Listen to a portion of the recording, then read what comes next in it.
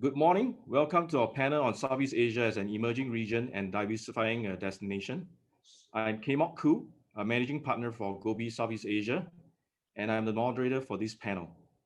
I'm very happy to have two very distinguished panelists this morning to share with all of you on their insights about investing in Southeast Asia. Without further ado, I'd like to invite the panelists to introduce themselves, what they do, and something about their firms. Maybe Daniel, you can start off. Thank you, Mo. Hi, everyone. I'm Daniel Budiman, and I'm based here in Jakarta, Indonesia.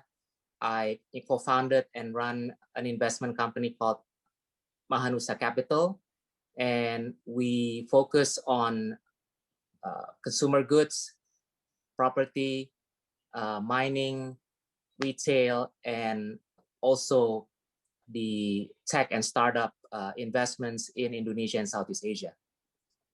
Thank you. Hi everyone. Pleasure to be here. My name is Tengku Azmil.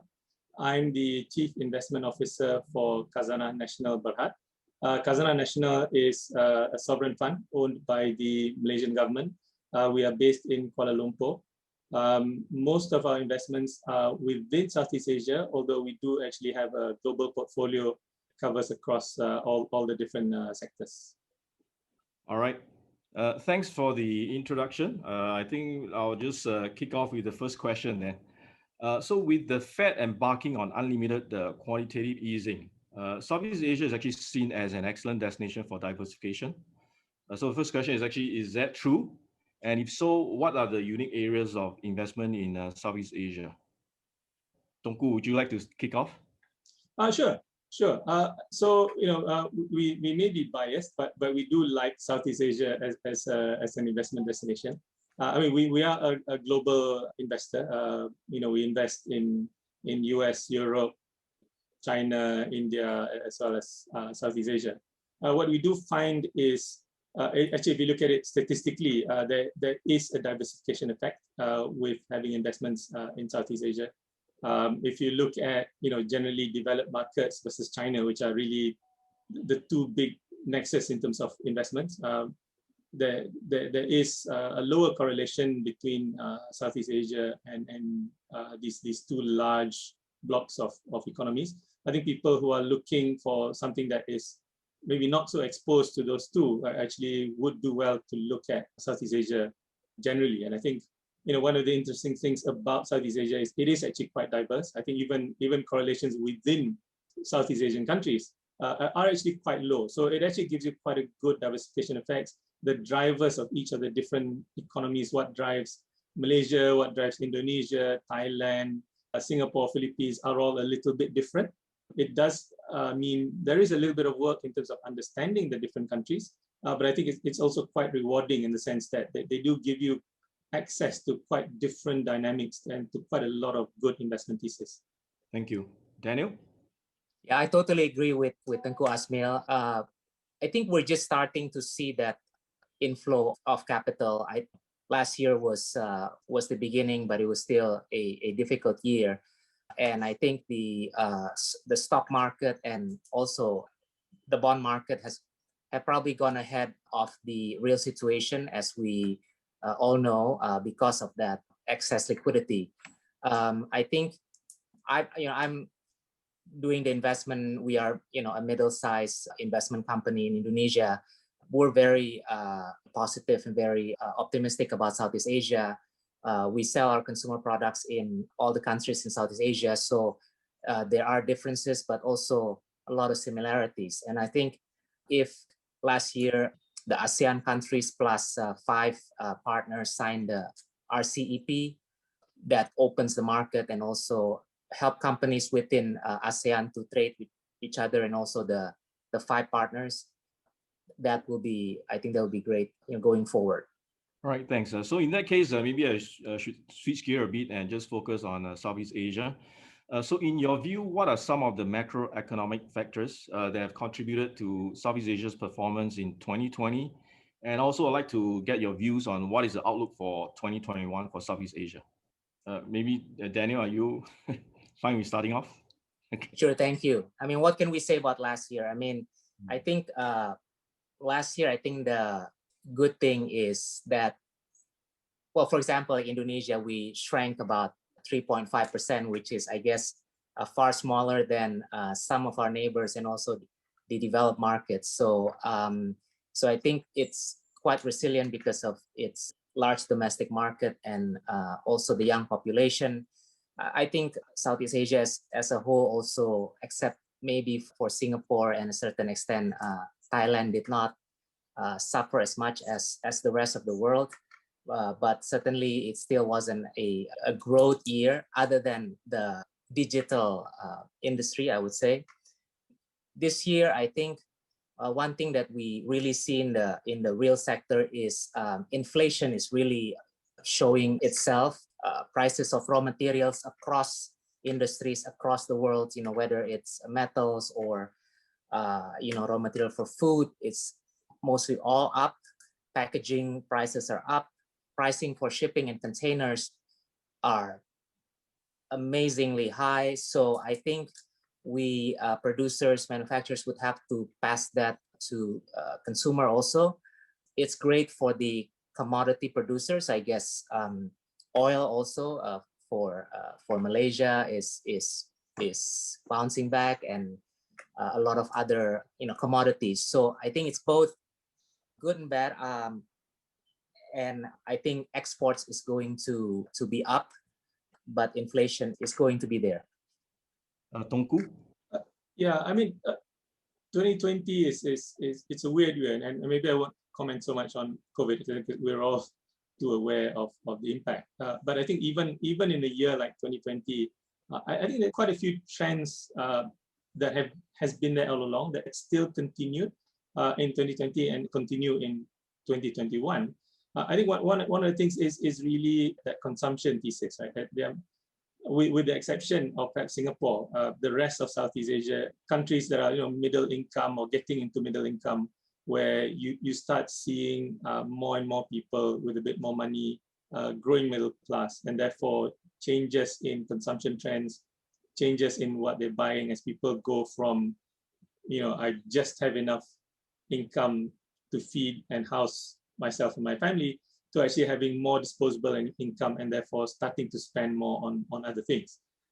For Indonesia, I think even in such a tough year, we see that continuing. We see that continuing in Thailand and to some extent Philippines. Malaysia is well on that path also. And I think that those are very interesting trends, and that will continue. And therefore, I think consumer sectors are actually getting more and more interesting within the region. I think geopolitically, we've also seen, because of the tension between particularly the US and China, we are seeing a lot of manufacturing, actually, particularly higher end manufacturing moving into the region. In Malaysia, we've always seen quite a lot of tech industries within Malaysia, right? We've housed facilities, Intel, AMD, Cisco, and so on. It has already historically got a lot of manufacturing facilities. We are seeing more of that coming in. More so, actually, a lot of companies that have been having a lot of their high-end manufacturing within China are actually shifting it out of China, either as a sort of secondary, in case there's issues with something coming from China, or merely as a diversification strategy, right? So we're seeing a lot of that moving into parts of Southeast Asia. We're seeing some of it coming into Malaysia. We're certainly seeing that coming into Vietnam, for example, and to some extent to Thailand as well. And we expect that trend will continue. I think 2020, one of the badly hit areas has been tourism. Countries like Malaysia, Indonesia, for example, we have relied a lot on tourism, and that's basically been decimated due to bans on international travel. We have some domestic tourism, but it doesn't quite make up for the numbers. As we get into 2021, perhaps more towards the end of 2021, as maybe travel becomes easier, as the vaccine rollout becomes more evident, and so on, we should start seeing some of that coming back. But again, some of those secular trends that we've been seeing even before 2020 and into 2020, I think will continue on into 2021 as well. So I'm hopeful that 2021, although I think will still be challenging, but I think we'll start to see that uptick coming through. Yeah, thanks for the comment. So it sounds like commodities, manufacturing, consumption, I think the recovery in impacted sectors, those will drive growth moving forward. But if you look at Southeast Asia, it's actually emerging economies. So what does it take for Southeast Asia to catch up, to become more like developed countries like China, US, or even South Korea? Maybe Tengku? I think one area probably political stability helps.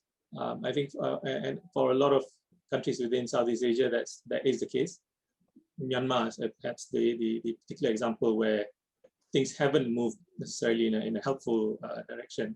But for most parts of Southeast Asia, I think that there has been quite a bit of stability.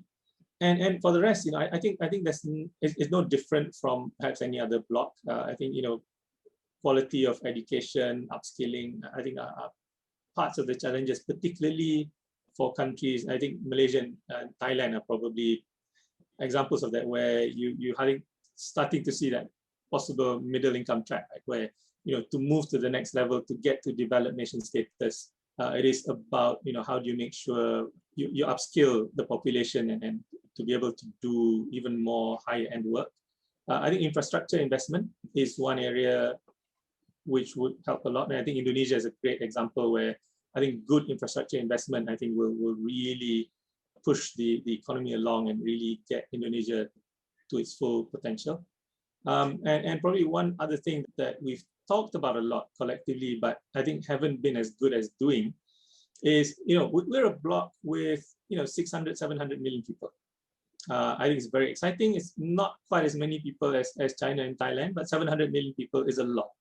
And we've talked a lot about ASEAN integration, but I think we haven't necessarily been as good in terms of doing that. I think governments within Southeast Asia could do a better job in terms of integrating the economies better. And I don't mean trying to do an EU-style completely free movement and all that.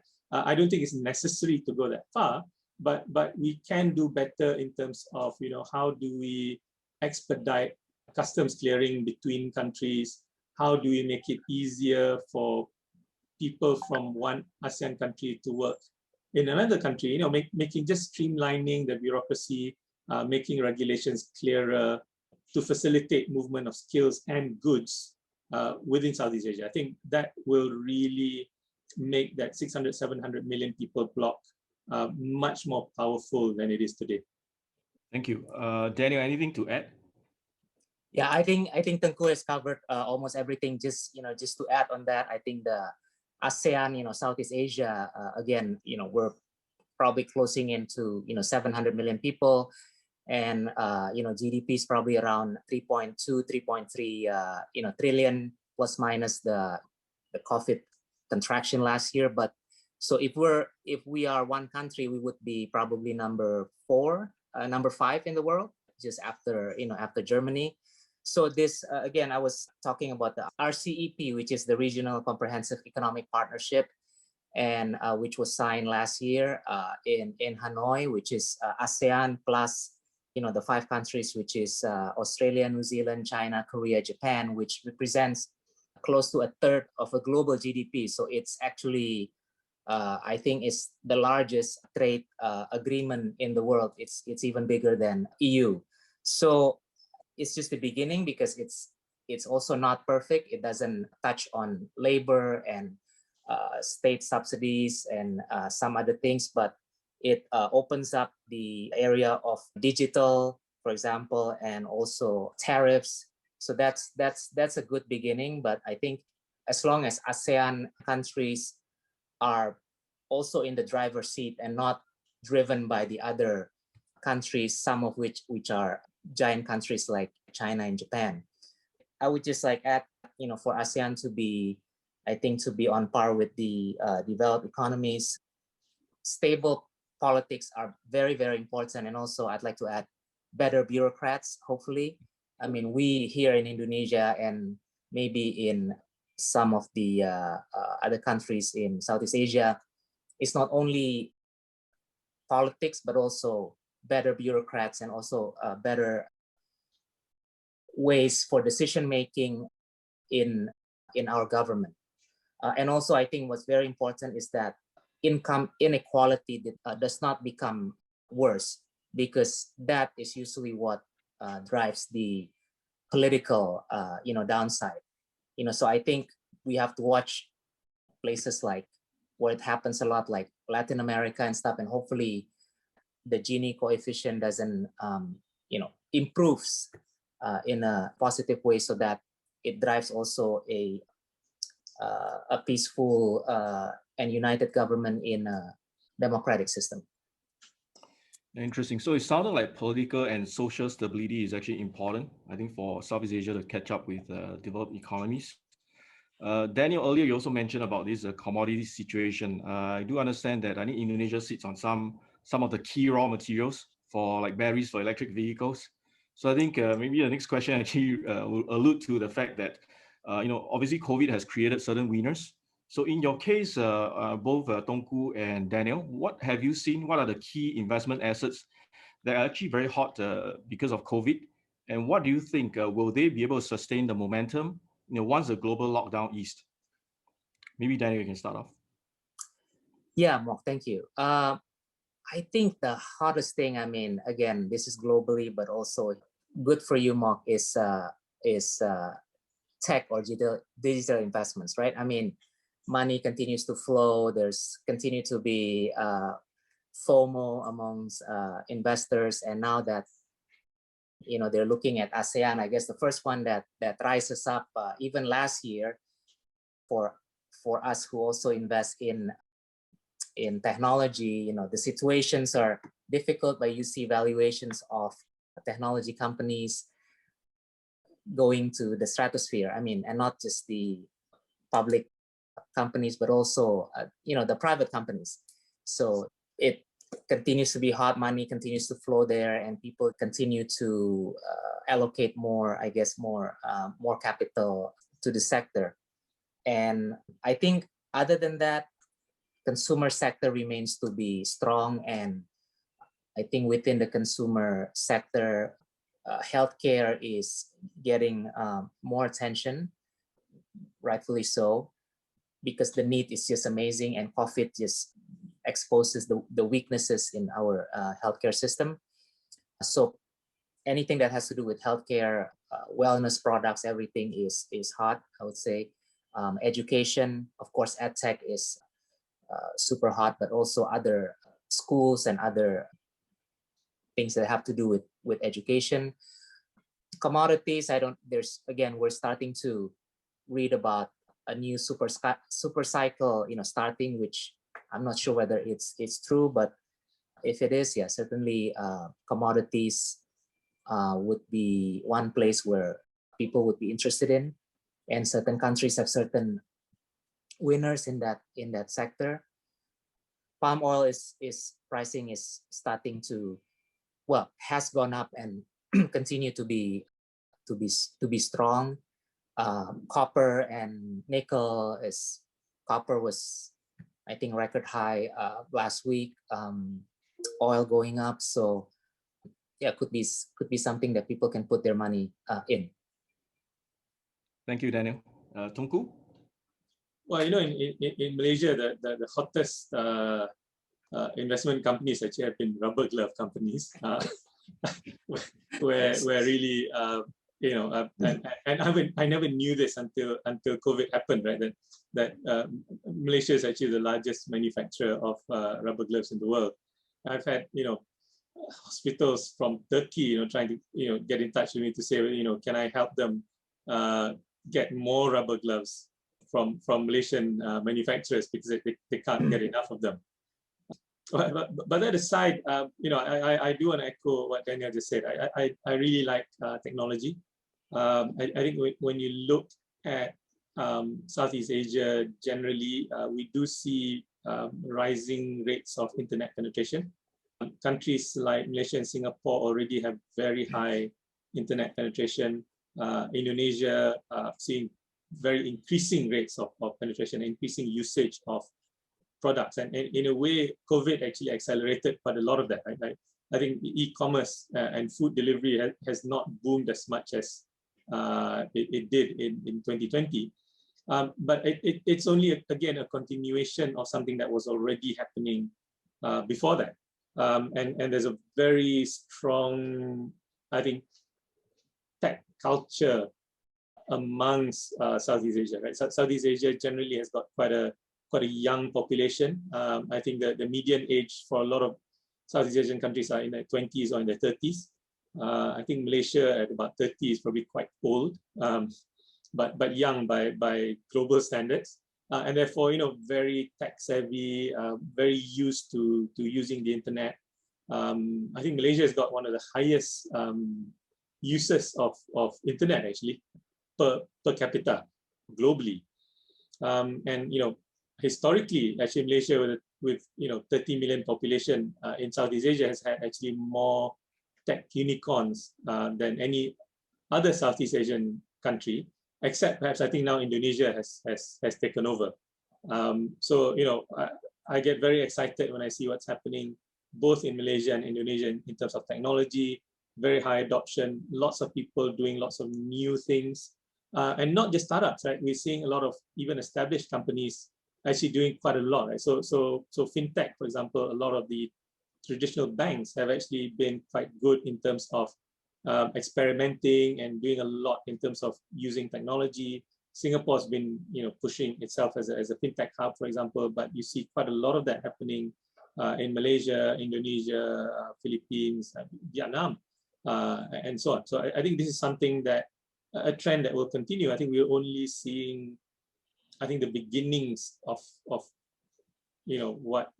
will make things interesting. And as mentioned earlier, even from a manufacturing standpoint, particularly high-end manufacturing, we are seeing more investment coming into Southeast Asia, particularly for high-end manufacturing, which is really what we want to come in. Thank you, Tengku. Interesting insight about the rubber gloves. I actually use a lot of gloves myself whenever I eat durians. So okay, since you brought up the Malaysia and Indonesia, maybe we can sort of zoom into the countries. So if you can talk about, let's say, Malaysia, Tengku, what do you think are the macro factors, obviously, that's helping the countries? What is actually impeding the countries in terms of recovery? And what do you think are the areas of investment required going forward? Yeah, I mean, in terms of COVID, right? I think the government has done quite a lot to try and stimulate the economy in very tough times, right? There's stimulus packages that have been put in. There have been specific packages that have targeted sort of the B40, bottom 40%, in terms of helping with incomes and so on. We've had schemes to help employers, wage subsidy plans for employees who earn 4,000 ringgit a month or less. We have a bank moratoriums, that where moratorium on loans and so on, which I think has helped tremendously, particularly small, medium enterprises. And I think, like a lot of governments, the Malaysian government's trying to balance, it's a difficult balance between lockdown and making sure people are socially distancing and not spreading the virus, and allowing businesses to open. And I think it's a tough balance to keep. I think in the earlier part of 2020, as a country, we did extremely well. And then towards the end of the year of 2020, I think cases rose up a little bit. I think one of the blind spots that we had as a country was particularly foreign workers, where we have seen and continue to see a lot of cases coming through, but there's a comprehensive testing program and so on that will cover that. So there's a lot of stimulus packages that have been put in place. I think as the economy comes out of recovery, like I said earlier, I think tourism is important for Malaysia. I think we will see first maybe more domestic tourism as travel within Malaysia is eased. But I think the game changer for that will be when international restrictions, both within Malaysia and for other countries, easing travel. I think that will help the economy quite a bit. In terms of some of the macro trends like manufacturing, high-end manufacturing and all that, I think that Malaysia is positively impacted by that. We have seen interest from, we have historically seen a lot of interest from US companies that have actually invested a lot in Malaysia, particularly in electronics. We're seeing corresponding interest from Chinese companies as well, who historically have tended to focus all of their manufacturing within China, are looking to diversify and have multiple sources of countries where they manufacture goods. I think that we'll see more of that coming through.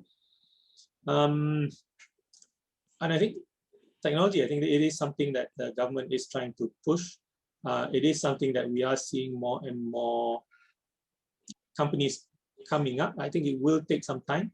It will require, I think, better and more effective regulation and perhaps more modern regulation, because with a lot of technology, right, you disrupt existing norms, you disrupt existing regulatory frameworks.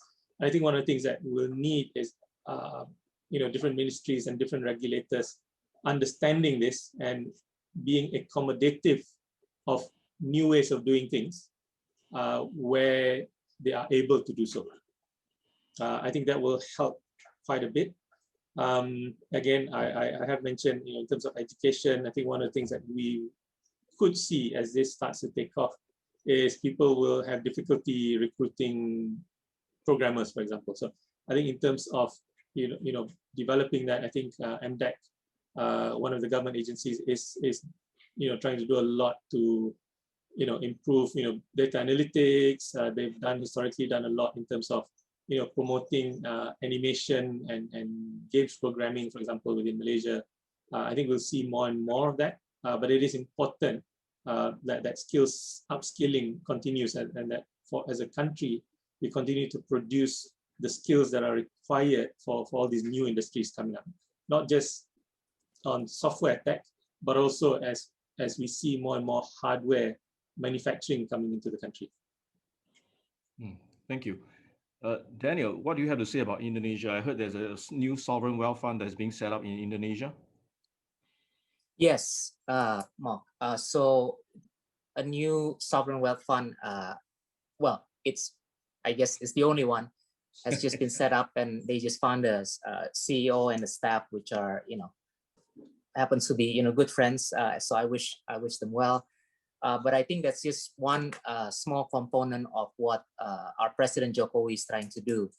I mean, Indonesia, I think we have been kind of stuck relying on our strength in commodities and also our large markets, 270 million young population.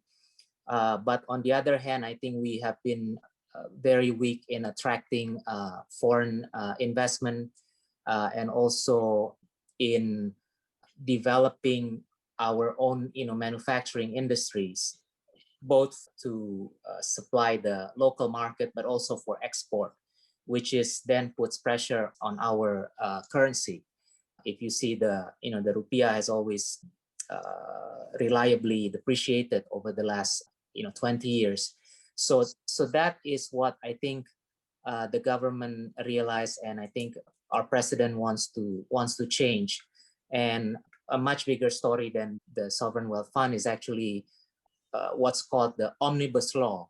And what it is, it's a comprehensive set of new law which is designed to cut bureaucracy and also to vastly improve laws in labor, tariff, open up the market to foreign talents, all the kind of most of the things that regulatory wise that has prevented foreign investors to invest in Indonesia. So that was ratified last year. So now the points are being approved and implemented. And we're very hopeful that, again, as someone who does business in Indonesia, who manufactures here, who's also in the service industry, we're very hopeful that this will improve our competitiveness in getting foreign investors in, but hopefully also to increase the competitiveness of our manufacturing industries. So hopefully we won't just become a market for other countries, but also an export base. So I think that's what's exciting right now. Great. Thanks, gentlemen. Actually, I have more questions, but unfortunately, we have run out of time. So I think thanks for sharing the challenges, the opportunities in Southeast Asia. I guess we're on the way to recovery, and based on the outcome of the pandemic, there's been, I'll say, changes in government policies, and that will actually drive growth for Southeast Asia moving forward. So definitely, it sounds like this is a year to double down on Southeast Asia. Great. Thanks very much for your time. Thank you, gentlemen. Thank you. Thank you. Thank you.